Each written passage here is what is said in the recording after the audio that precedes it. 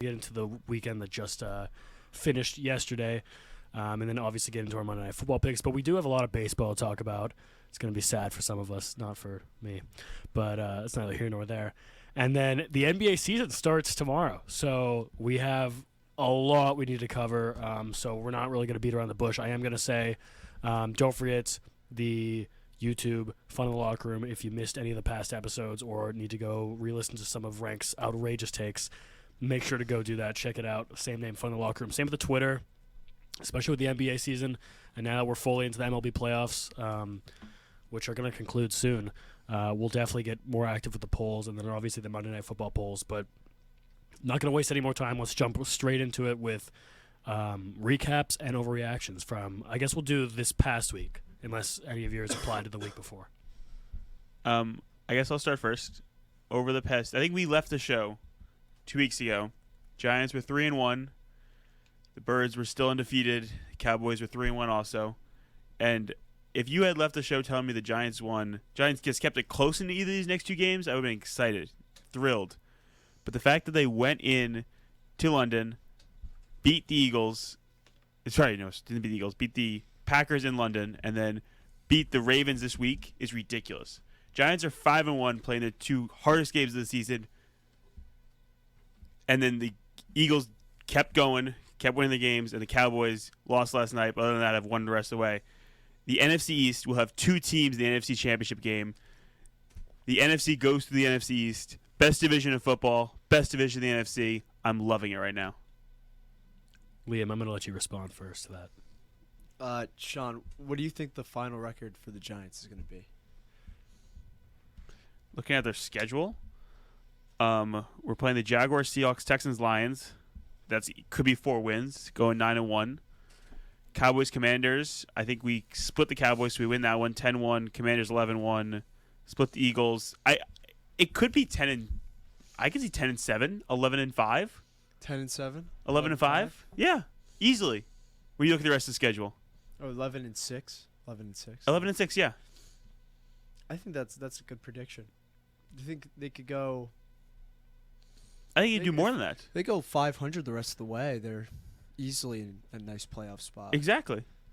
And the Cowboys with Dak Prescott coming back, they're going to be a legitimate team. Like, Cooper Rush experiment has obviously ended. I think we've all realized that.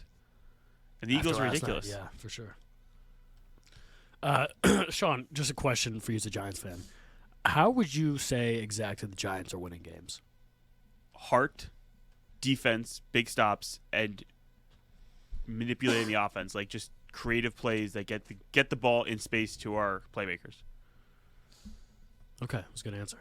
And to be honest, though, I think the biggest test of what we are as a team is going to come next week. Next 4 games in Jacksonville, Seahawks, Texans, Lions. Because, to be completely honest, we've played tough teams, but we've kept very close games. We haven't blown anybody out. We've won by 3, by 1, biggest win was by 8 against the Bears.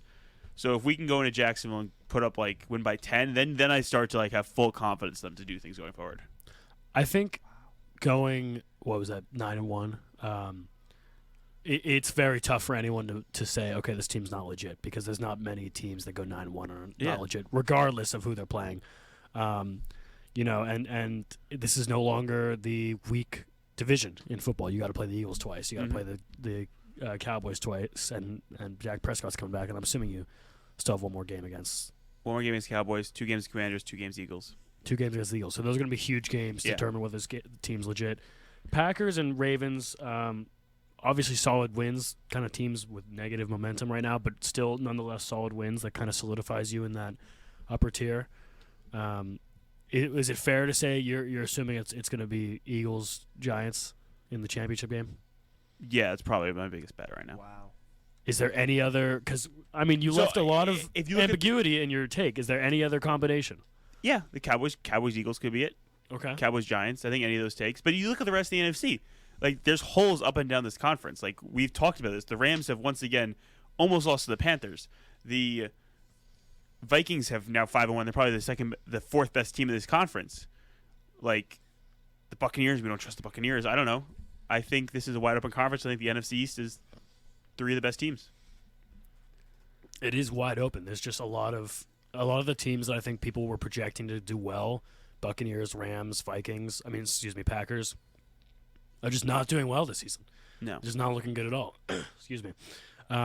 So, yeah, you're right. It's a wide open conference. Kind of the top projected dogs are, I would say it's a pretty horizontal plane as far as a hierarchy in the NFC right now. It's really anybody's game, anybody's conference to take right now. But I think year after year, I think we find these teams that I think the Giants are this team this year that find ways to win these gritty games. Like, there's always the stats of like the teams that win the close games every single week, and you always predict them to like regress back to the mean. They don't do it during the season; they would do it next year. I think this might just be the Giants' year where we just find ways to win this game. Like going down the stretch of the game yesterday, I think the Ravens had twice had the ball to like try to win this game, and twice the Giants got sacks and fumbles and got the ball back defensively, just ridiculously hard-nosed playing. And we have a pass rush for the first time in a while. They held Lamar Jackson to, made him look human. Liam's boy. They stopped him. They did exactly what they needed to do. And they did it in crunch time, too. Yeah. Stepped up when it mattered most. And this is first-year head coach, right? Yeah. Brian Dable? Brian Dable, Bills offense coordinator. Okay. Really, and like all I've really seen are the videos of him just getting absolutely pumped after these wins. And I think that's like football more than like a lot of other sports. It's all about the culture and getting a team to buy in, and that's a coach you want to play for, someone that's excited like that. Yeah, and our wide receiver's been hurt. Like we beat the Packers, and our number one wide receiver that week was Richie James. I don't know who that is. Exactly. I have no idea who that is. He's been league bounced around. Like there's just so many injuries, and we just keep finding ways to win. Barkley's been playing absolutely ridiculously, and the rookie's been playing well. Wow, very solid. I'm sure we'll get back to the NFC East at some point in the show, but let's go to Liam's take for this past weekend. Yeah, I've been saying this for a while now, but I think we can set it in stone. Tom Brady's done. Should have retired. Don't know what he's doing out there anymore. He's got his whole off-the-field mess going on with his wife, or I guess not wife anymore. And then you guys saw the video of him screaming at his offensive line as they were getting smoked by the terrible, terrible Pittsburgh Steelers. I just want to say that the Buccaneers are very lucky that the NFC South stinks this year, because they could drop into a playoff spot somehow, but they don't deserve it, and Brady has not been playing well. Leonard Fournette has been carrying that team. I feel bad for him. With all the weapons they have on that Buccaneers team, on that offense, they should be smoking teams left and right, but they haven't been. And Brady is washed. He's too old. Father Time is caught up. I'm sorry, buddy. You're delusional now, on and off the field.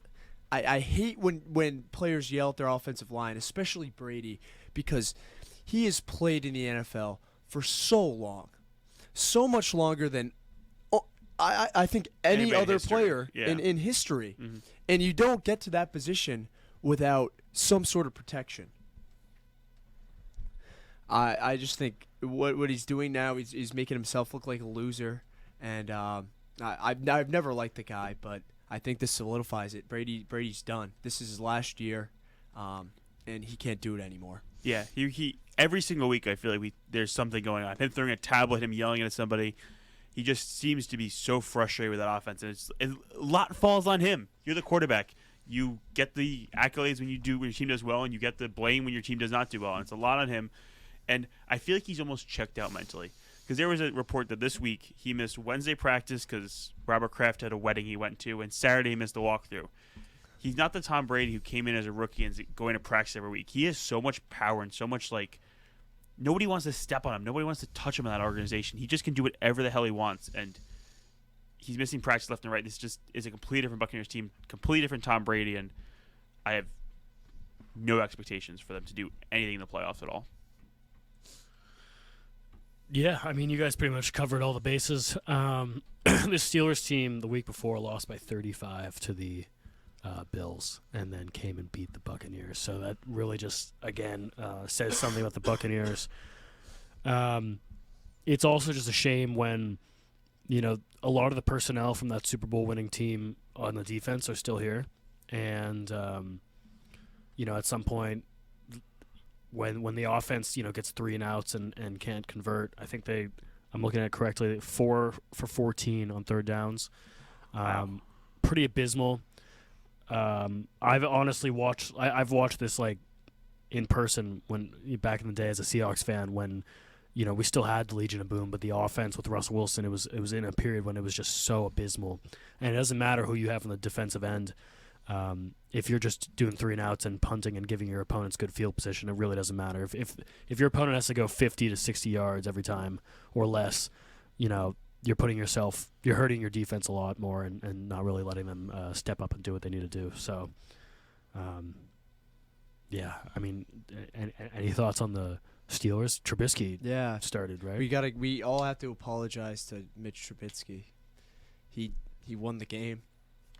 I don't think anybody saw this one coming. Gave some respect to Kenny Pickett. Kenny Pickett got up in the first half before he got injured. Yeah, I mean Trubisky 9 of 12 for 144 yards and a touchdown.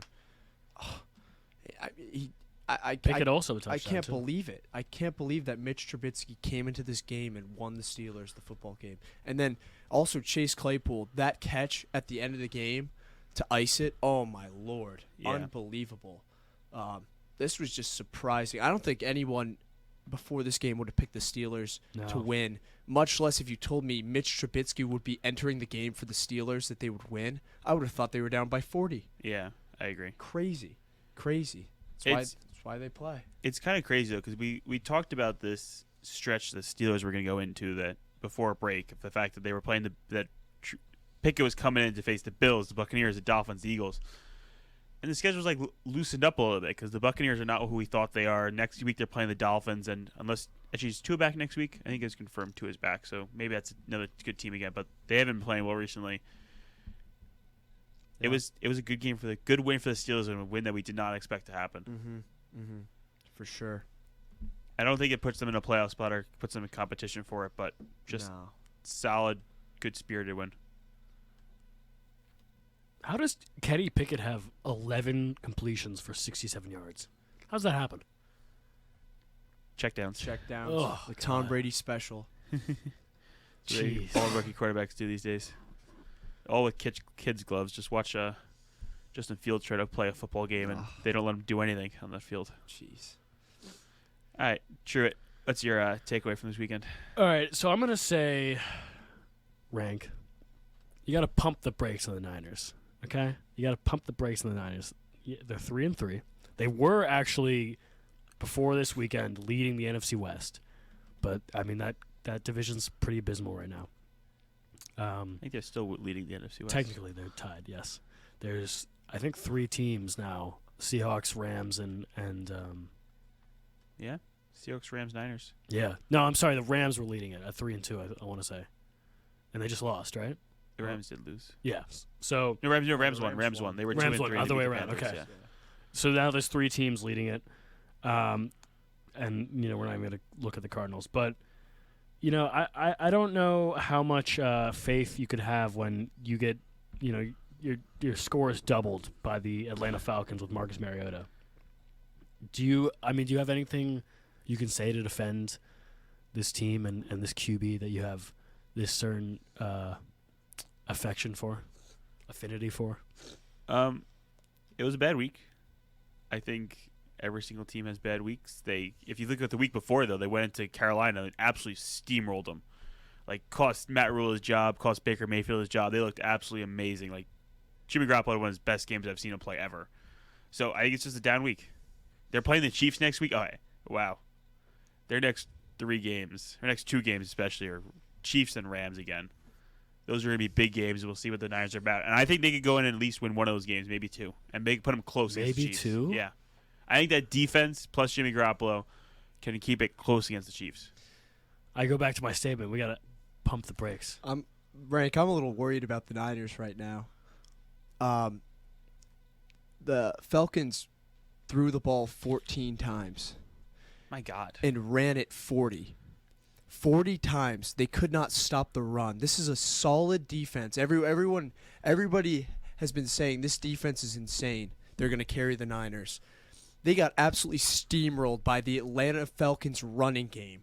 Caleb Huntley and Tyler Algier, And Mariota. and Mariota just ran him over. Oh, this was not a good showing. Jimmy G 2 picks. It was not a good game. Yikes. But I Yikes. think we, at least in my opinion, they're still the favorite to win the NFC West. I think Kyle Pitts got his first touchdown of the year He did. this game. The one Jeez. week I benched him, he finally got his touchdown. Wow. I mean, he only had 3 receptions too. What is going on, man? I still have faith in them What a terrible. so team. you think that they're going to win the NFC West? Yes. They are your favorite. because George Kittle broke out this game, 8 receptions, 83 yards. If you look at the deeper stats, Brandon Ayuk had a great game. Deebo Samuel had a great game. Like, their running game just didn't work this week, and we're gonna have to see how it goes. But corrections, Jimmy G still had 300 yards, 2 touchdowns, 2 picks. Like, 2 picks are bad, but everything else isn't crazy. They had to throw the ball a lot more. The biggest problem in this game, if you're looking at the box score, is the fact that the Falcons got up 14-0 early, and the Niners are not a team to play from behind. Jeff Wilson played terrible. They're a too. team who likes to run the ball and play it ahead, and they just Well, Jimmy Garoppolo throwing the ball 41 times is not a recipe for success. yeah, the Niners running game yesterday was awful too. That's only at 16 carries. I also think I'm going to go back to Liam's point that I feel like this team has always been their defense is the heart of this team, and then the offense with Jimmy G as the game manager just has to do enough to put up the points to outscore their opponent. Yeah. And so I don't feel, if I'm a Niners fan, I don't feel any better by seeing that Jimmy G has 300 yards and 2 touchdowns or Ayuk has 80 yards because That's fair. I don't like. I would rather take Jimmy G, 150 yards, and Ayuk, 1 touchdown and a win because my defense stepped up because that's kind of how they've been winning the last couple years. So this doesn't really comfort me whatsoever. If the defense is like elite like it normally is, and then they're putting up these stats, I mean they're just gonna be blowing out teams. They had some big guys out. Like, Nick Bosa didn't play this game. He was out injured. Eric Armstead was out. Javon Kinlaw. Like, most of their defensive line was out this game. That's 2 defensive ends and a defensive tackle. It's the Atlanta Falcons. I know. But do you know who Caleb Huntley is, or Tyler Aglier? No. Aglier? But you look at the NFC, as we've been talking about this entire show, I still have to have faith in them. Like, who would you rather in a game, Niners, Buccaneers? Who's winning that game? Jeez, I don't want to watch that. No, it would. But the Niners would win that game. I don't know. I have more if faith their in the defense Niners. played the way that they did this week, Niners, playing Rams. against Mike Evans and Chris Godwin, and I guess, Tom Brady's a little better than Marcus Mariota. But I wouldn't say that right now. I would Wow. not say that. I think I'd rather have Marcus Mariota starting a game than Tom Brady right now, how bad he's playing. jeez, Sean, I got a stat for you. Rick, that's outlandish. And I hate Tom Brady, but that is outlandish. Marcus Mariota? Yeah. Tom Brady's been absolutely terrible. I got a stat for you. Yeah. It kind of goes back to this defense thing. So the Niners are 3-3. They have outscored their opponents. Let me do this math right. By 33. So does the offense really matter too much? No. But they need to do something. But guess who they have coming up? The Chiefs and the Rams. Well, they've already beat the Rams once. Do you think they're going to beat it? It's tough. It's tough to sweep. You know It is that. tough. You know it's very tough to It beat is a team tough, but I twice. think they can do it. I still, and I hate the Rams, but I still think that with that defense and too many weapons. too many weapons on offense and a team that, now they have a definitive winning culture after winning the Super Bowl. Now, I don't know what's going on with Stafford. It's kind of weird. It's been But bad. I don't know. I would still take the Rams to win this division. I agree. All right, so since we've been talking about NFC for a little bit right now, NFC Championship game. Who's coming out of this division? Who's coming out of this conference? This is way too. I'll stick with my original take at the beginning of the year. The Birds. No, but who's playing them? NFC Championship game. Who's playing the Birds? Like, who's the 1-2 in this division, in this conference? Well, the 1-2 it's very different because of the way the seeding works. But who's going to be? Can in I this give you a hot championship take? game? Yeah. It's not even that I hot. think it's going to be the It's- Rams. You think Rams Eagles? Yeah. You have faith in the Rams? No, I just don't have faith in the Giants, the Cowboys, or the Vikings. I was going to say Vikings, Eagles. Yeah. I had the Vikings come out of this conference beginning with, but I I'm still saying the Giants takes a little crazy, but I like truth thing. Eagles, Vikings, Eagles, Giants, Vikings, Giants. I think those are the three teams that, and even the Cowboys maybe are going to sneak in. I have no faith in the Rams. The Niners, I like. I'll defend, but I still don't have any faith in them. And the NFC South, good heavens, they've got nothing. What a bad conference this year. I don't think this is too outlandish to say, but I think the Vikings are the worst 5-1 team. I think the Giants have been better. You think the Vikings are the worst 5-1 team? 100%. Why? They beat the Tualist Dolphins this week by 1 score. They beat the Bears last week by a touchdown. They beat the Saints because of the refs in London. They beat the Lions by 4 points. And they lost to the Eagles the week before that. But they destroyed the Packers. They had their 4 wins could have gone either way. They could be 1-5 right now. Yeah, but they didn't. I can't get behind that take. Look at their roster. Look at the weapons. Kirk Cousins. Don't give me this, Kirk Cousins. Okay, Come fine. on. Kirk Cousins is a above-average quarterback with Justin Jefferson, Dalvin Cook, Alexander Madison's a good backup running back. Adam Thielen's still there. They've got weapons on this offense. And defensively, they still have great guys on the defensive end. I think this is one of the... I've said this going into the season. I think the Vikings easily could be the NFC. I think they're very, very lucky to be 5-1 right now. And there's very a lot of luck lucky. in football every week, but you can't just say everything's at the luck. The Bears and they beat the Bears by a score. The Tualist Dolphins. 17 games. There's always a lot of You luck. saw Yeah. Waddle and Tyreek dropped 300 yards combined on this defense But they without Tua, found a without way their to win starting it. quarterback, They and they found only a way to scored win it. 16 points. They're going to be in trouble. I'm telling you, it's going to catch up to the Vikings soon. I think they are the worst 5-1 team. In the NFL, it comes down to can you find a way to win games? And the Vikings and the Giants have been finding ways to win games, and that's what matters most. It's going to come back. It's going to come back. It all evens out. We're talking about week 6 right now. This is not the playoffs. Things don't even out during the course of the 17-week season. I found out in football. I feel like They even out the playoffs. no, they even out next year. No. They don't even out in the year. Okay. They even out next year. Yes. So maybe next year the Vikings will be bad, but this year the Vikings are going for it. I don't know. I think, we look at their schedule. There's a lot of winnable games for the Vikings on there. They're bound to drop some. I'm telling you that. They're bound to lose to a Cardinals team on a bad game. They're going 7-1. Bound to lose to a Jets team. They're bound to lose to the Lions once. I'm not all in on this Vikings team. They're going to go 7-1. Cardinals, Commanders. Yeah, I have a lot of faith in this Vikings team. They're winning the NFC All right, North. let's talk about Thursday Night Football. And I think I'm going to speak for all of us and say Do we have to? NFL, Oh, my why? God. Why are you doing this? Why are you doing this? Where is my free monthly subscription to Amazon for having to watch these god-awful games? 0-0 at half. Terrible. These are just Terrible. bad games. The NFL fleeced. I don't know how much money Amazon paid for Thursday Night A Football, lot of money. but they fleeced Amazon. This is absurd. These games are just awful. And guess what next week is? I don't want to talk about it. Saints, Cardinals. That should be better than this one, though, because at least you got some stars, Yeah, it's a little bit. You have Kyler Murray. That's better than Carson Wentz. Andy Dalton and Kyler Murray on Thursday Night It's Football. better than Carson Wentz and Justin Fields. Carson Wentz actually 7-0 on Thursday Night Football. They won 12-7. That was a terrible game. It was atrocious. Terrible game. And the week before was even worse. Yeah. It's a bad way to lose a game, too. Yeah. Really bad way. Week 5, Colts Broncos 12-9. That was There was terrible. not That was a terrible. There wasn't a touchdown in the worse. game. That was That was worse. tough to watch. That was tough to watch. I have faith that this Thursday night game will be better. I think it'll be okay.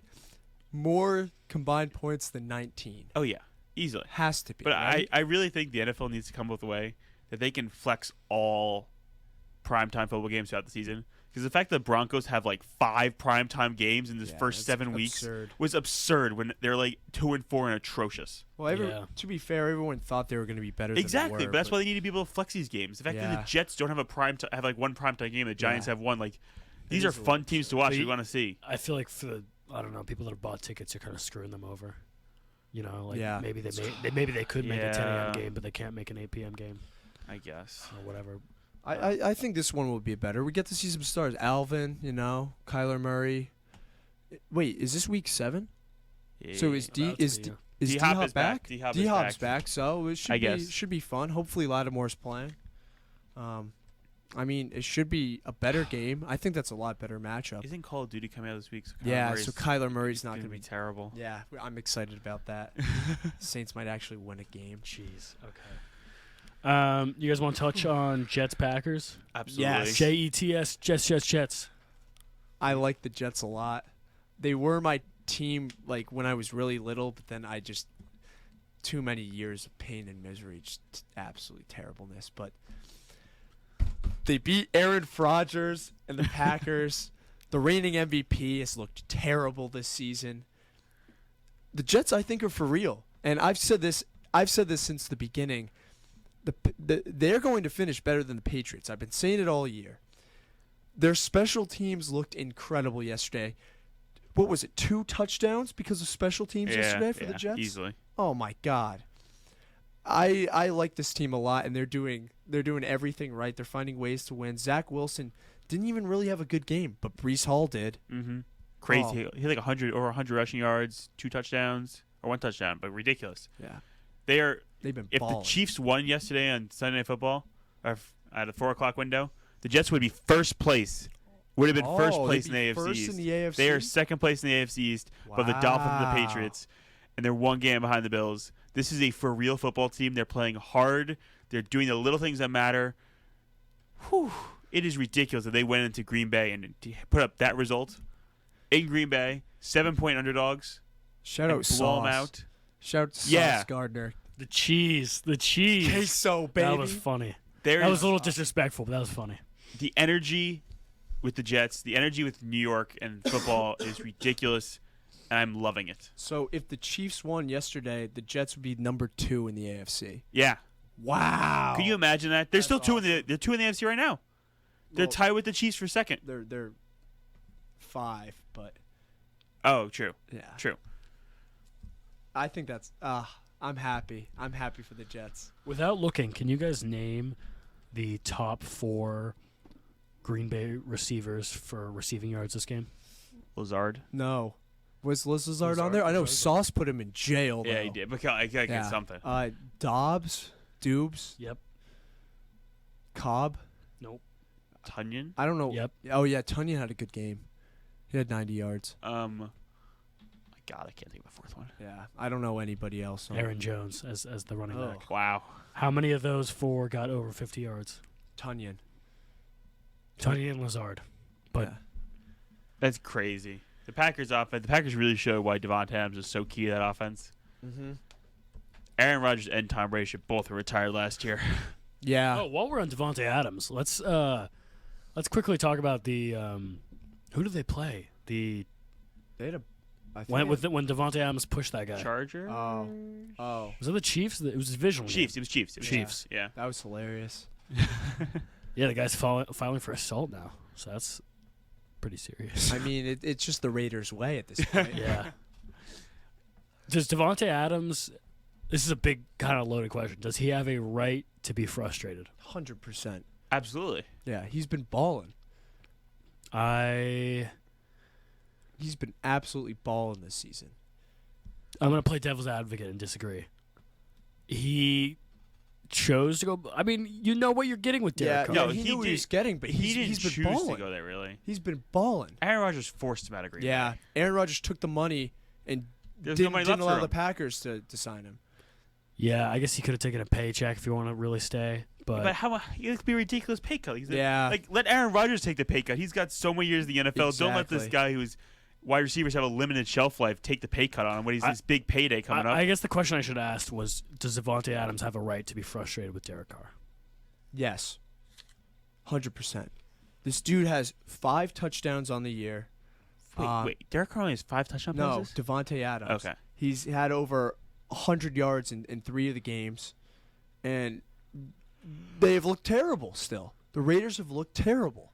Yeah. They have Darren Waller, Hunter Renfrow, Derek Carr, decent offensive line, Josh Jacobs, who's been playing really well, a solid defense, and they've just been losing games. And he's been balling. I would be frustrated too. I wouldn't be shoving dudes because, I'm he's shocked an how idiot for that. But how Hunter Renfrow is not broken out this year again. as having Devontae Adams on Yeah. his team too, you think he'd be he'd be balling. Yeah. Only 105 yards, no touchdowns, and Terrible. throughout the entire year. Wow. I'm Yeah. shocked by the Raiders this year. I think Josh McDaniels is the head coach. He's gonna be fired. Yeah. He's gone. God. He should be. Every coach AFC under West- under that Belichick tree just never does well. The AFC West has 2 head coaches who are first years are supposed to be fired. Should be. Broncos guy fired. The AFC West we thought was the best division of football has looked atrocious. Yeah. Even the Chargers have looked bad. Mm-hmm. So That does segue us into Sunday night. Monday night. We are going to go to a quick commercial, and then we will get back. But definitely stick around because we have our Monday night football games, baseball, NBA season opener. You're listening to Fun in the Locker Room. Stick around. Now, here's your 3-day weather forecast for the main line. We'll see clouds today with showers possible this afternoon, a high of 66. Clearing tonight, we'll get down to 39 for a low. Sunny and cooler for your Tuesday, high 55 degrees. And mostly sunny Wednesday, high 54. Hi, I'm Nick Langan. I'm the program director here at WXVU, and you're listening to V89.1, The Roar. Now, here's your 3-day weather forecast for the main line. We'll see clouds today with showers possible this afternoon, a high of 66. Clearing tonight, we'll get down to 39 for a low. Sunny and cooler for your Tuesday, high 55 degrees. And mostly sunny Wednesday, high 54. The Silent Disco for the World is being held at the Jake Nevin Fieldhouse Friday, October 21st from 8 to 9 p.m. The event is presented by the African and Caribbean Villanovans, the Latin American Student Organization, and the Black Student Union. Listen to oldies, new hits, slow dances, and other language while lighting the night up with headphones. Silent Disco for the World brings Villanova students together for a taste of culture through sound. RSVP on VU Groups. Villanova University's WXVU Villanova. Visit our all-new website at wxvu.org. We're on air serving the main line at 89.1 on your FM dial, or stream us anytime, anywhere on the Radio FX app. Welcome back, everybody. You're listening to 89.1 WXVU, The Roar, Villanova Student-Run Radio.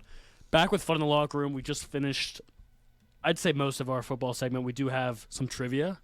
Liam, do you want to touch on the Texans? Yeah, I'd like to give an apology to the Houston Texans. I said out of anger that you guys were going to not win a game this season, and then you went and beat Trevor Lawrence and the Jaguars.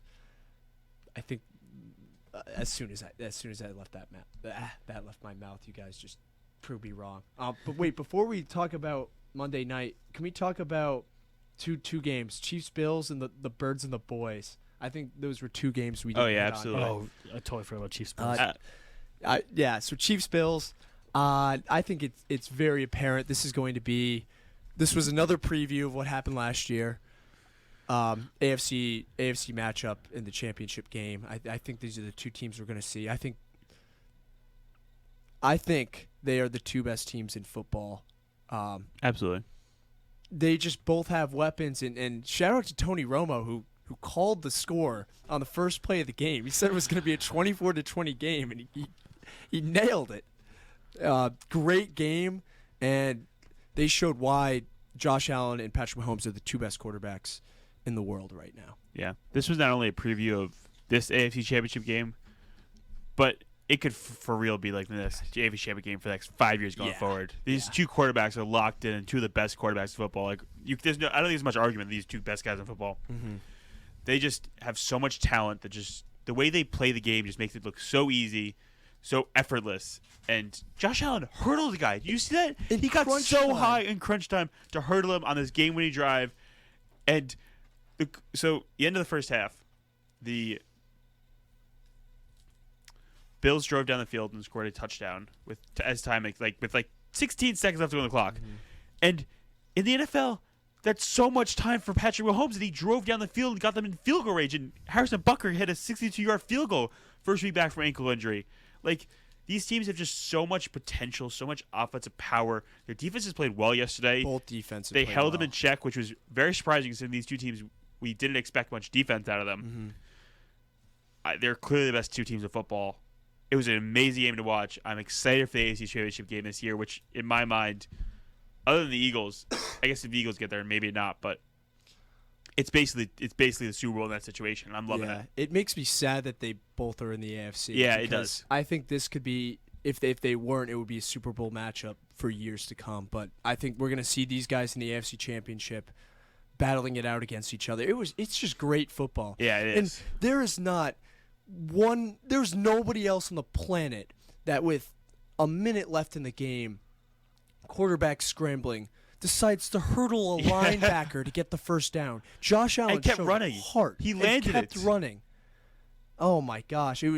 We are so lucky to be able to watch these guys and have these guys play each other for the next however many years with great teams, great offenses around them, great defenses. It's gonna be great. And we grew up watching like Tom Brady and Peyton Manning in those heydays. But these guys can do things that those guys can't. Oh yeah, athletically, my God, unbelievable. The arm angles, the throwing ability, the scrambling out of the pocket and just jump throwing. Like, there's no throw on the football field that they can't make. And then they won't try. They're so aggressive. They have short-term memory. If they make a mistake, they're back and doing it again. They don't care. And they make everybody around them look great. Yeah, they really do. I think Stephon Diggs made a comment that like Josh Allen was the quarterback he was meant to play with, and it's so true. Like the two of them together are ridiculous. And watching the Bills play yesterday, Stephon Diggs was open so many times. Yeah. As a defense, that's the guy you're supposed to be looking at. But when you have Josh Allen on the field, all eyes have to be on him. It's going to lead to everybody else being open. You're just going to get.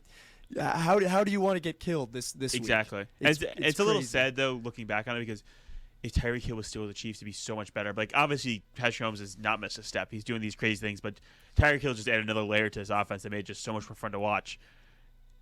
These two teams are just ridiculous. There were a couple throws yesterday where I said out loud, Tyreek would have caught that. Yeah, he would have. And they're missing him a little bit, but I mean the Chiefs still.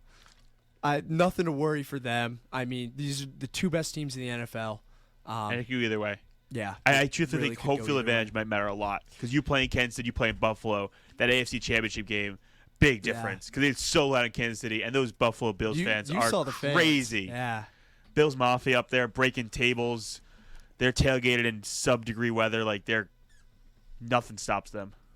And now we have that new playoff overtime rule that came about because of these What two is the new teams. rule? I think both teams are guaranteed a possession now. regardless of the college outcome. rules kinda. No, it's just that they're guaranteed at one. Yeah. I think, not that you start at 25 and got a score touchdown like college. It's just you're guaranteed. which possession. that'd be cool to see. It would be kind of fun. I've always been a proponent of college rules going to the NFL. I Yeah. agree. I definitely agree with that. All right, Other game we Birds- want to talk about? Birds boys. Yeah, Birds boys. So the Birds are undefeated, 6-0. I don't think. I mean, a lot of people had high expectations for this team, but I don't think those expectations were this high. They have been balling. Looked absolutely unstoppable yesterday. Shout out to the defense. My God. Cooper Rush, he won the last 4 games for the Cowboys, seemingly out of nowhere, and the Eagles came in and put him in his place. Yeah. I gotta look at the stats for this game because it just seemed like it was The Eagles pressure defense, after pressure, pick after pick. tenacious, just kept coming at them. And nothing could stop them. They just have so much energy they play with. The entire stadium is rocking. The entire Philadelphia sports has just gone crazy, and the Yeah. Eagles have been amazing. They forced three picks, and They had a big fourth again, down stop in the beginning of the game Yeah. that was ridiculous. again just looked really good. Jalen Hurts only threw the ball 25 times, had 155 passing yards, 2 touchdowns. That's all you need. They got it done on the ground. Miles Sanders had a good game, and their guys stepped up. A.J. Brown, Devontae Smith, Dallas Goedert. They just have weapons. I think the Eagles right now they're in a place to steamroll the NFC, and I think they have that number 1 seed locked Oh, up. absolutely. Yeah. I agree. I still have a lot of faith in Dallas. More than I've actually had in a while, to be honest. The defense looks really, really good. Dak Prescott should be back next week, I'd assume, and just gives another. Assume he starts. Yeah, I assume he comes back and starts. And the Cowboys, or Cooper Rush threw 3 picks, and the Cowboys only lost by 9 points. That's got to be, you got to find some silver lining in that. And Dak's not going to do that. Exactly. Zeke looked really good yesterday, too. He did. He had some great runs. Very happy to see that. He's been struggling these past couple of years, but I don't think the Cowboys have too much to worry about other than the fact that the Eagles are in their division. Yeah. And the Giants are in their division. Well said. I'd say it's well said. All right, you guys want to shout out Darius Slay. Really like Darius Slay. He's really been balling good. for the team. Do you guys want the trivia question before we do Monday Night Football? Would love the trivia question right now. Okay. So the tight end position, especially in fantasy football this year, has been absolutely chaotic. Lots of guys just putting up duds week after week. Can you guys predict the top 6 guys with the most tight end touchdowns this year? Tight end touchdowns? Is Gerald Everett Predict on there? Or right now, currently. Yes, okay. Currently. Is Gerald Everett on there? No, he's actually got 2. He's right below. 3. It's 3 or more. How many are we predicting? 6. Kelsey, I know, is on there. Yeah, Kelsey's got the most. He had 7. He had 4 in one game. Yeah. Is Dawson on there? Dawson Knox? No. What about Will Disley? Will Disley, yep. Shout out. Shout out Will Disley. 3 touchdown catches. Is Goddard on there? Nope. Ertz? Nope. It's not Kittle, right? Nope. Kitty? Darren Waller. Is he? He's Nope. not on there. Yeah. I'm assuming these are names we just wouldn't suspect. No, there's 3 big guys. 3 decent sized guys, I guess. Mark Andrews. Yep, Mark Andrews is Oh, second. that's He's got obvious, 5. yeah. One more big guy. 2 more. 2 more, kind of. Tight ends. How many are we missing right now? You're missing 3. One you're not going to get. The Indianapolis Colts guy has 5 receptions. Jelani Woods. Who? Jelani Woods? Is Tunyon one of them? No. No. What about Mo Alley Cox? Nope. A little more common than Mo Alley Cox. Why are you laughing? One guy actually scored this week. He scored this week? Yep. He did the gritty. Said he won't do Oh, the gritty Mike ever again. Gesicki, Mike yeah. Gesicki. Unseasoned gritty. Dude, that's terrible. It's so you could tell he was practicing. It was too. terrible. One other guy. Good for him. NFC North. Who's the Rudolph? Is he No. still in the league? Kyle He- Rudolph? He was with the Giants last year. Is I it, don't think he's in Oh the league. wow. Is it Cole Kmet? No.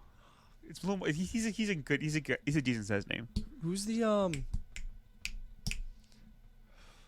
TJ. Yeah, T.J. Hawkinson. Yeah, TJ. Yeah. Yeah. Travis Kelce, Mark Andrews, T.J. Hawkinson, Mike Gesicki, Will Disley, and the one and only Jelani Woods. That was good trivia. Jesus. All right, Monday Night Football picks. Big week this week. Liam, 3-2. Me and True both at 2-3. Trying to get back into What was this. the last game that we had? It was the Rams-Niners game when you guys both picked the Rams and I got the Niners. Mm-hmm. This week, Broncos at the Chargers, -4.5. Another primetime game for Russell Wilson. What do we got, Truett? Oh, you're starting with me.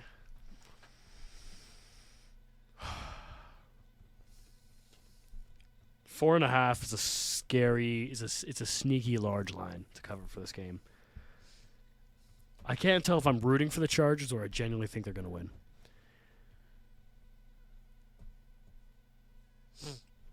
Do either of you guys have an answer? Can I have time to? Okay. Yeah, I have an answer. you can go, Liam. I'm rooting for the Chargers, and I think they're going to win. I think 4.5. I know it seems like a little bit of a trap line. I think it should be 9.5. I don't think the Broncos are going to do anything this game. I think they're going to sputter out again. And, I mean, they got smoked by a bad Colts team last week. Couldn't do anything against their defense. Chargers are better on both sides of the ball. It's straightforward. I'm taking the Bolts to cover. I also want to see Russell Wilson fail again. That would make my day. So, I have Russell Wilson in 3 of my 4 fantasy leagues, starting as my quarterback. And this week, So sorry. I made the decision that I was going to pick up Geno Smith in all 3 of those leagues and start him over Russell Wilson, which seems absolutely crazy, but I had to.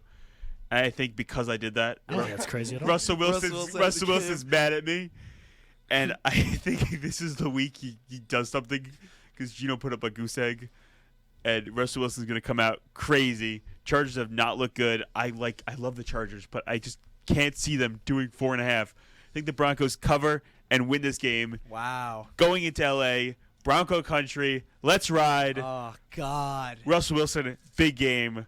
Broncos win. I can't believe you just said let's ride. I cannot believe it. Okay. I am fearful that this is the breakout that Russell Wilson's going to have because it's got to happen eventually.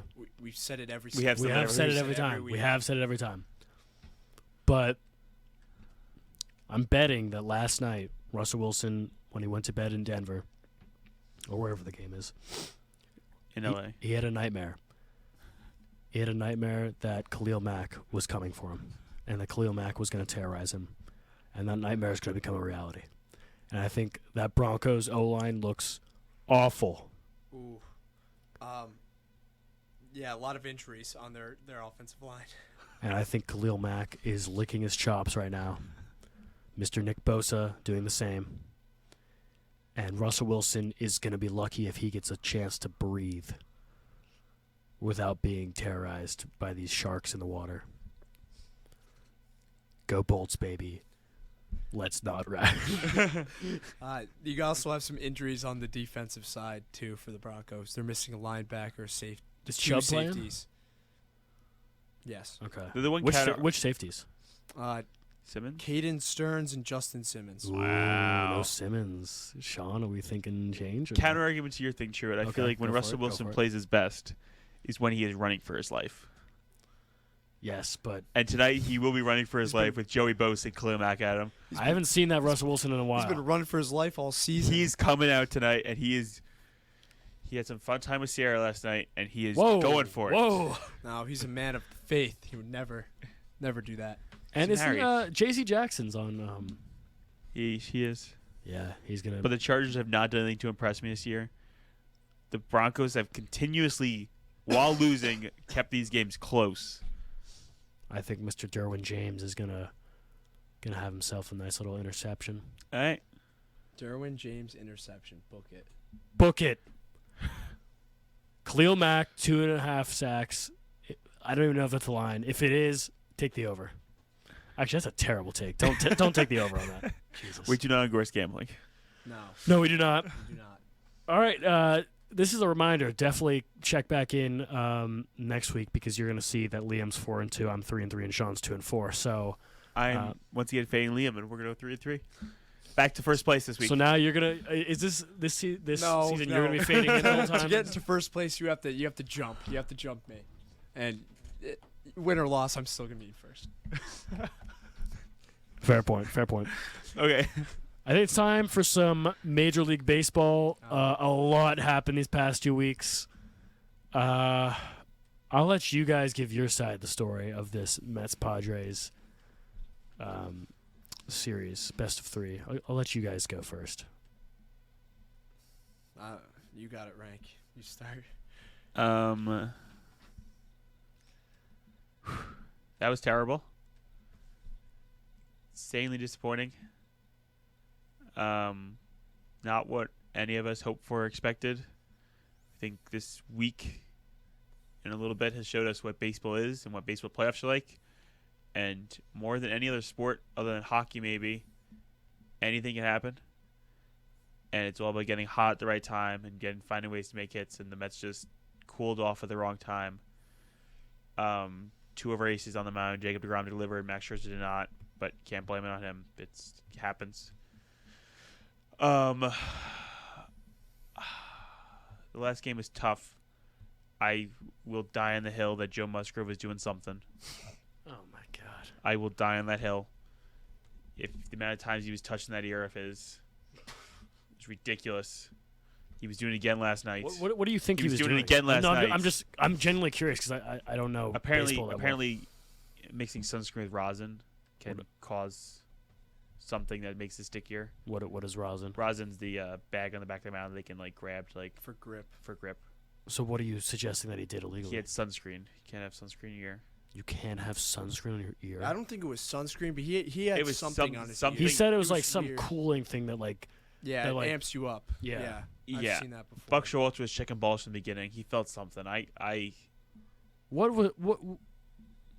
So what did what does sunscreen do in this case? Sunscreen as in an combination with the rosin Yes. creates like a sticky substance, allows them to have more control of the ball, increased velocity, all that stuff, which we're up a lot compared to regular season numbers, Okay. and compared to the jump that most pitchers experience from going regular season to playoffs. His numbers Okay. were a lot higher. I understand now. He They did an ear check. I know, but he also rubbed his ear out before they did it. Okay. It doesn't matter. They lost, and it sucks, and I'm terrified for this offseason, and I'm not sure what's going to happen. I'm not sure if this is the last time we saw Jacob DeGrom pinstripe in the Mets uniform. The last time we saw Edwin Diaz in the uniform. Last time we saw Brandon Nimmo in the uniform. I've heard. I just whatever. Go Liam. Yeah, I mean, when you score no runs in a playoff game, you're not going to win. 2 hits. Yeah, you can't Two get hits. 2 hits in an elimination game. It's just pathetic. At home, I mean, in a 3-game series, anything can happen. You know, you could stick the Athletics in there, and they could beat any given team in a 3-game series. The Mets have a lot of question marks going into the offseason. I am excited because Steve Cohen did come out and say, you know, as disappointing as the end of the season was, we're still going to go out and spend. He did say that, so I feel a little bit relieved, but that's not how we envisioned this season. It's not how, you know, losing 3 straight to the Braves to close out the season, and then, you know, we took care of business against the Nationals, but still, it left a sour taste in everyone's mouth, and I think at that point we knew the Mets really weren't going to do much. It hurts when game 1 you have a decision to make between Scherzer and DeGrom, and you ride with Scherzer, and he absolutely lays an egg on the mound, gives up home run after home run, and essentially, you know, the series, you know, you win a game with, you have DeGrom behind you game 2, but it's a 3-game series. Anything can happen. You need to win game 1. And they just couldn't go out and perform. Got to give credit where credit's due. The Padres hit Trent Grisham otherworldly right now. And I'm very happy that the Padres beat the Dodgers because, you know, the one thing I just don't get is, you know, the Mets lose a 3-game series. Oh, they get clowned for it. The Braves and the Dodgers both lose in the divisional series in which they had a bye. And it's like, oh, we need to change the playoff format. The playoff format's not right. The best teams aren't making it. Have some clarity with that. The best team doesn't always win. The best team rarely wins. And you need to win when it matters most. As the Dodgers, you can't win game 1 of a 5-game series and lose 3 straight. Yeah. While you're rested, while you didn't play last week. Well, the Padres had to play DeGrom and Scherzer. You can't lose that game. On the Braves side, they just got smoked because they absolutely terrorized the Phillies in the regular season, did not take them seriously at all, and got absolutely railed by them. Spencer Strider, you look like an idiot with that stupid mustache. I'm happy the Phillies took you guys to school. But, you know, playoff baseball, anything can happen, and anything will happen. You have the 5 and the 6 teams playing the NL Championship Series. I don't think anyone in their right mind would have thought this was going to happen. It's all about getting hot at the right time, and these teams did it. Turn it over to you, We'll Truett. let you go, Truett. I'm ready. Have your fun. I'm ready. I want to start off by saying, and I apologize before I say this statement, the last game you got 1 hit, not 2 hits. Yeah, it was one hit. Sorry. Oh, God. I just want to say I didn't think that we were going to win this series. And the entire year I've been very critical. I've been very critical of Blake Snell. I've been very critical of Yu Darvish. But I have to say, both these series, excuse me, the starting pitching has just looked phenomenal outside of Clevenger, and we'll get to that. Darvish did absolutely everything he needed to do first game, and Snell, did what he had to do, and then Musgrove did what he had to do in the 3 games, and that was the starting pitching I was very satisfied with. Bullpen, I thought, did really well. Josh Hader, who I've also been just very critical of, and for good reason, for the amount of blown saves he's had since he came to the Padres and the amount of games that he just honestly has let people back in. And we'll get to the 9th inning of the last game versus the Dodgers in a second, but I think he really deserves this, and he really needed this. And I don't know what he did to really get himself back into who he used to be, but very happy with that. And then when it comes to the offensive side, we've really just been winning with our 6 through 9 in the lineup. Soto and Machado have really. Machado's hit a couple dingers. I think he's like top 5 in the postseason. He's tied for 4th for 2 home runs. But it's really just like Trent Grisham, who was batting in the regular season, I want to say 180 or something. Unbelievable. He cooled down a little bit in the Dodgers series, but I think at one point he had like a, I guess, how would you say this? 1,400? How would you say that for OPS? What? He was batting like 1.4. Oh yeah, he was. I mean, that's otherworldly. Incredible, and I think it was like he was batting 400. Couple home runs, which I was shocked about that. But we've kind of been making some lineup changes. Josh Bell didn't really play at all in the Dodgers series on offense or defense, which was really interesting. But it's really just like guys like Grisham. Nola was batting unworldly in the Dodgers series. Will Myers. It's just, Cronenworth. It's a lot of the role players just stepping up when Soto, who didn't get a hit in the first game, 2 hits in the second game, and then I guess 2 hits in the third game. But overall, just hasn't really, performed that well. Profar and Kim have kind of been switching in terms of leadoff. But I think it's really just been the bullpen has been doing amazing. I'm very high on Nick Martinez and Suarez. I think they both did amazing. And then I guess we'll get to the Dodgers series, which I have no idea why they started Clevenger game 1. I remember we were talking about this, Liam, because it's the team like you really need to win game 1, especially versus the Dodgers. And Clevenger, as expected, he lost the game. He gave up 4 runs. He only pitched 2 2/3 of an inning, and gave up 4 runs in that time. And Urias just absolutely torched us. I knew every pitcher that the Dodgers had, starting pitcher, was going to be amazing. Offense didn't come to play. Profar, Soto didn't get a hit. Machado got a hit, but other than that, everyone else really cooled down. And it looked pretty, not necessarily helpless, but it looked like it was going to be pretty bleak starting down 0-1. But we had Darvish coming in, and Snell, and then Musgrove, obviously. And even after they took out Clevenger, bullpen still did well. They didn't give up. They gave up 1 more run collectively after the first 2 innings, and the offense kind of came around a little bit. It was only 5-3 after being down 5-0, so I kind of was a little optimistic. And then Darvish came in, did what he needed to do. Gave up a couple runs, but he also had 7 strikeouts, which is just was really good. The offense was looking like it was picking up, and to tie it up at 1-1, have Snell come in. Snell came in, and it was a very close game, 2-1. Gonsolin I don't know what happened. He only pitched an inning and a third. I really don't know what they were doing there. But Hader again did what he needed to do, 2 strikeouts in the inning, shut him down, and then I'm really going to spend most of the time just talking about Game 4, which I was on the plane for most of, but I ended up seeing. I saw the first 6 innings when it was 5-0. It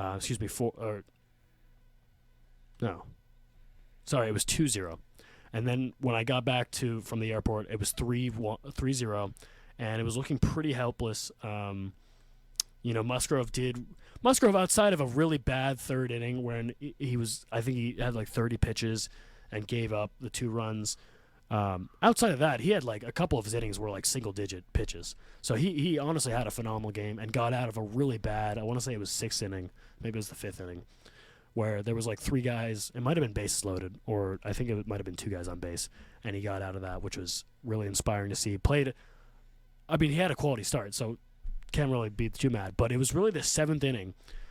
And before I say anything, I forgot, excuse me, Tyler Anderson for the Dodgers pitched amazing, pitched out of his mind. It was really incredible to see, and I thought this is gonna be it. This is how the Dodgers tie up the series, because like we just couldn't get any offense going, and then the bats just lit on fire, and 5 runs in the 7th inning. It was in Petco. The crowd was just going absolutely bananas. 5-3. Nothing happens in the 8th. And then 9th, you got Josh Hader coming up. It's been shaky all year. And what do you know? It's top of the lineup. You got Mookie, you got Turner, you got Freeman. And he got 3 strikeouts. And I don't know if you guys saw his reaction afterwards, but he was absolutely electric. Like, he was just so excited. And I think he really deserved it. Petco Park was just going bananas. Finally, beat the big brother that kind of terrorized us this whole season. 111 wins. And I think, I don't know what more I can say besides I think it was just a team win all around. Guys stepping up when when they needed to. Great pitching. And the Dodgers honestly made a lot of mistakes. Like, a lot of those 5 runs that happened, like, they were just, I don't think they were errors, but it was just they couldn't make the plays on defense. And now we got this, we're playing the Phillies. We are actually have home park advantage, which is kind of crazy. But, they also just beat the Braves, who another one of the best teams in baseball. So I don't know. Who do you guys see winning the series? You both have a lot of momentum going to the series. The Phillies' electric environment. I think it's big the Padres are home because Citizens Bank Park is a tough place to play this time of year. I think we've seen the electric fans there. I'm so hoping the Padres win the series. I'm a huge Padres fan right now for this series. Absolutely. Hope the Guardians win it overall, but let's go Padres this series, please. I'm echoing exactly what Rank Put says. the Phillies in their place. Yeah, it's time to bring Philly back down to earth. I'm very happy that they smoked the Braves, but I don't want to see them win another game. Nope. No, please not. Yeah. A nice 4-game sweep would be amazing. I would love a Guardians-Padres World Series. Oh, Wow. The Guardians winning in 7. Nothing would get me more excited than that. Wow. So in this series, there's a lot of the offense that's happened in the playoffs is in this series. 2 of the top 5 leaders in batting average are in the series. 3 of the top 5 leaders in home runs are in the series. Let's see what else we got here. 3 of the top 5 in RBIs. It's going to be an offensive series. Yeah. I know every year. 4 of the top 5 in hits in the playoffs in this series. Every year it comes down to which team hits the most home runs in the playoffs. That's how you win playoff games. I guess looking at just how teams are constructed, I'd say, all of this can be taken with a grain of salt. Philly has just more home run hitters, but Trent Grisham, who hit, probably how many home runs this regular season? 5 or something like that. He has 3 already. So this one, nobody expected these teams to be here. It's going to be a great series. I'm really looking forward to it. Yeah, Go you guys have Padres. Yu Darvish on the mound game 1. Phillies have not announced their star yet, so we'll wait and see about that. First game tomorrow night. Huge series. Looking forward to it. I guess let's quickly switch over to the other side. The Astros took care of business against the Mariners. 3-game sweep. Mariners kept it close. 18 innings or something? Yeah, like a lot of that? overtime Oh, my games. God, what a game. It's really sad because the Mariners could have won every single game. Oh, exactly, every They could have time. won every single game. They lost on a Yordan Alvarez 3-run walk-off nuke. He really terrorized them that series. And then he hits a go-ahead 2-run bomb the game after that. And then they lose in 18 innings. Very tough for the Mariners. really tough from the Swall against an interdivision rival that has absolutely smoked them this season. But the Astros, they took care of business. They got it done. They're getting a little rest right now, and they're going to play winners of the Yankees-Guardians. Yeah, let's go Guardians hopefully tonight. The Guardians, which is really the Guardians are in a good position to win this game. They have all of their bullpen is rested. Mm-hmm. Garrett Cole's not pitching. Garrett Cole isn't pitching. They're in a position to win this game. The only problem is they're playing at Yankee Stadium, but I mean, James Tyone is not a great pitcher of the Yankees so far this year. It's not the guy they want on the mound right now. And Neither do they want Aaron Savali. Like, come on now. And the Guardians, they've taken care of Aaron Judge. Yeah, they have. Judge has not had a great series. You always have the mantra that you cannot have the team's best player beat you. Yep. And so far, the Guardians have had Harrison Bader beat them. Uh-huh. And let him do it again. Let him try to do it again. You will take that 10 out of 10 times. Absolutely. Cleveland's hot at the right time. I expect them to go into New York today and win. I do as well. And then I expect them to beat the Astros. And then I expect them to beat the Padres. And we will have a Cleveland Guardian first time season with their new name. Yeah. Lifting the trophy. Why are you guys so high on the Guardians, just out of curiosity? Because we just don't like the Phillies, and we don't want the Yankees or the Astros, and for you, we don't want the Padres to win. We don't want the Padres to win. Whoa. Why that? Why that? You guys beat us. Yeah. Okay. Fair. Would you be mad if the Padres won? No. Like not especially. Not if the mad. Yankees or Phillies if it's won, Phillies World Series, I'm not watching. I'm not going to watch that. If the Padres win it all, what do you think they do with Tatis? I mean, it means that they're probably favored to win next year too. They're bringing him back. They can't do anything Well, about I mean, I don't know. It's like as a culture thing. I don't They've really got know him how so much money. They can't do anything with him. They already paid him. Well, can't you just unload? You got to pay Soto too. What if they just unloaded Tatis onto someone else? To where? Who's going to take the money? Yeah, it's a lot of money invested. I don't know. If he's not listening, but Denemy got in my head the other day and threw that idea in my head, and it kind of, effed with me a little bit. All right, should we move on to NBA? Yes. Yeah. Season opener tomorrow. Who's playing? Celtics, Sixers. And Lakers, Warriors. Ooh. Some great time to watch some Pat Bev and Russ fun. Is Russ going to start? I don't know. Should he start? I don't know. I'm actually, to be honest, excited to see Russ running with the second team because he needs the ball in his hand a lot, and I think he can facilitate much more. The offense can run more smoothly with him playing the second team. I think the second team will be better because of it. I totally agree. I think he should have been off the bench last year, but here nor there. Yeah. Yeah. Celtics just released their new uniforms. I don't know if you guys saw. Bill Russell. Yeah. Yeah. They're nice. Very nice. Excited for the Celtics season. Celtics Sixers should be a great matchup. Two of the best teams in the Eastern Conference. I see how James Harden, he says he's in the best shape of his life. Can he prove that? Not obese. Yeah. Lost a little weight. All right, I got something for you guys. Yeah. 2 hours ago, the NBA released their Week 1 power rankings, preseason. I'm going to go through the top 10, and I want you to tell me if there's anybody missing, which would mean that someone's in there that's not supposed to be there, or if there's somebody that's egregiously higher or lower than they should be. I'm going to start from 1 and go down to 10. Warriors, Bucks, Celtics, Suns, Clippers, Sixers, Nuggets at 7, Grizzlies at 8, Heat at 9, and Nets at 10.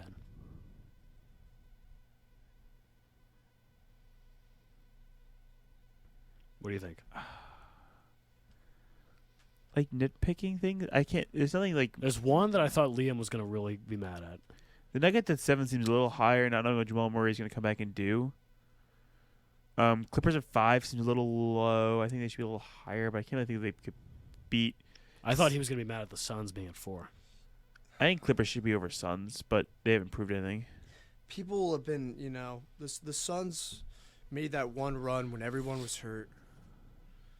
They did it once, couldn't do it last year. Yeah, but they were the top team in they got the first seed. That means nothing. I know. Jazz were. I know, but power rankings is based on that right now. Yeah. What do you guys think of the top 3?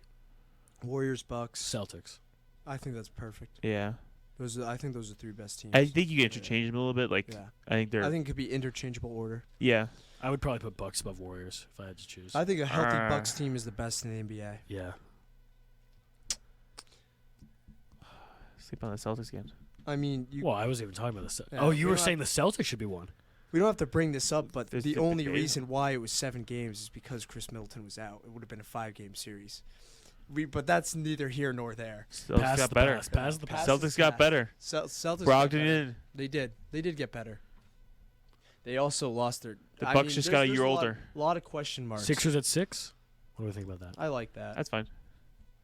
Heat. Heat. I don't like yeah. the Heat at all. I'm not a Heat guy, but they win. Yeah. They always win. And the Nets, I don't love. Grizzlies at 8. That's That's a little fine. bit. I don't know. They should I be think- higher. No, I think them being a 2 seed last year Oh yeah. was They're not repeating that again. they overdid themselves. I don't think they're going to be a 2 seed coming into this season. Do you have 11 through 15 there, I Trent? do. So I was going to say, do you think 11 should be in the top 10? Cleveland Cavaliers. No. No, not proven. Not Yeah, yet. This is a you don't know. Anything could happen. Like there's some teams I'm intrigued about. Like I'm intrigued to see what the Hawks do Yeah. with Deontay and Trey Young I want to see there. what the Timberwolves are going to do. Timberwolves. I think Yeah. Timberwolves should be top 10. I'm I gonna- am big on the Timberwolves. I'm this going to go year. through 12 through 20 and stop me if you think that there's something egregiously wrong. 12 Raptors, 13 Mavericks, 14 T. 12 Raptors Yeah. Oh, wow. That's really high. Yeah. over who? Over the Mavs. Over Over the Mavs. Mavs? No, come on. Over Timberwolves. Over the T-Wolves are at Timberwolves? 14. So Wow. I think T-Wolves are above the Grizzlies. I don't think As in they that's- should leapfrog to the top 10, or as Yeah. the Grizzlies should come back down to earth? I think the Grizzlies will come back down. I think the it's a Grizzlies little will bit not be a bold. top 10 team, and the Timberwolves will be a top 10 team. I think that. Okay. I don't think that's egregious at all. No. I think that's a very Hawks fair at 15. That's fine. I don't. Hawks at 15. Pelicans at 16. I like the Pelicans. Zion Yeah. back healthy. Is he I healthy? guess there's just Yeah. a lot of good teams in the NBA right now. There's not average teams, like good teams, like not great teams. Here's a team that plummeted from last year, I'm sure, at the beginning of the season. Bulls at 17. Yeah. Fair. Believe fair. New Jalen Brunson in town, Knicks at 18. That's a little high. A little high. I like the Knicks. I hope Who's- Jalen Brunson does well. Who's It's a little high below though. them? Right below them, your Los Angeles Lakers at 19. Just say it. You think it's too high? Just say it. Just No, say I it. don't. No. They should be able to the Knicks. Yeah. Kings at 20. Keegan Murray. The Lakers are right above the Kings. Blazers at 21. Ugh. Who else is below these teams? Like where else are we going? Wizards at 22. Okay. Magic at 23. Rockets at 24. Uh, This is all just where are kind the of Pistons? Whatever. Pistons at 25. who's last? I think the Pistons should be higher. Hornets at 26. I think- Actually, before I get to the bottom 3, who do you think's last? Oh, wow. Spurs. Got to be the Jazz. Or bottom right? 4, sorry. The Jazz. Spurs. Spurs, then the Jazz. Or no, I'm sorry. The Pacers at 29, the Jazz at 28, and your Oklahoma City Thunder at 27. I guess it makes sense. Spurs are tanking for Victor. Wow, there are a lot of teams that can do some damage. I think the top 20 teams, top Yeah. 20 teams are really good, and then the bottom 10 kind of suck. I think the Pistons can be higher. I have faith in the Pistons with Ivy, Cade. Yeah, I could see them doing a Sadiq. play-in type thing. so. Jeremiah Grant. Who else? No, Jeremy's now on the Yeah, but who else they get? Blazers. I think they have a power forward center. They got Duran in the draft. Yep. Marvin Bagley's So there. the Pelicans were Bojan. 16. Yeah. Wow. Yeah. They should be higher or lower? I mean, I guess it's perfectly rated, but it's just that's kind of hard to conceive. There are a lot of teams like outside the top. You know, the Pelicans starting lineup this year is CJ, That's what I'm Brandon saying. Ingram, Herbert Jones, Zion, and Jonas Valanciunas with That's what I'm Jackson saying. Hayes and They're Jose Alvarado off the bench. Devontae Graham's still there. They're gonna Larry Nance be, Jr. like- They're a good team. There are a lot of teams that are very interchangeable. I don't Yeah. think that power ranking, besides like the top 6, 8, I think outside of that, it's going to be a big mix-up. Would you want to do a quick, I guess, season starts tomorrow. Do you want to do a quick prediction? Yeah. For the games? No, for like end of the season. Oh, for the Or just the games. standings. Boring. Just the games? I do the standings. Yeah, I'll do standings. Why not? Okay. Who wants to go first? How do you want to do this? Do you want to just do the top 8 playoff teams? I guess now it's 10, but Yeah. Can we do top 4? Top four. Top four. Top four. Top four. seeds. Really, Yeah. yeah. I agree. Top 4. Go east and then west. 1 second. All right. Top 4 And I would like it in order. in the East. The Celtics will be number 1 seed. Your Bucks will be the number 2 seed.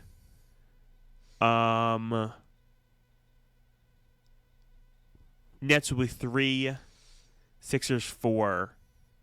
I'm gonna throw Cavs at 5 just for fun. Liam. I was going to say the same thing, except maybe I'll change the Cavs and the Sixers.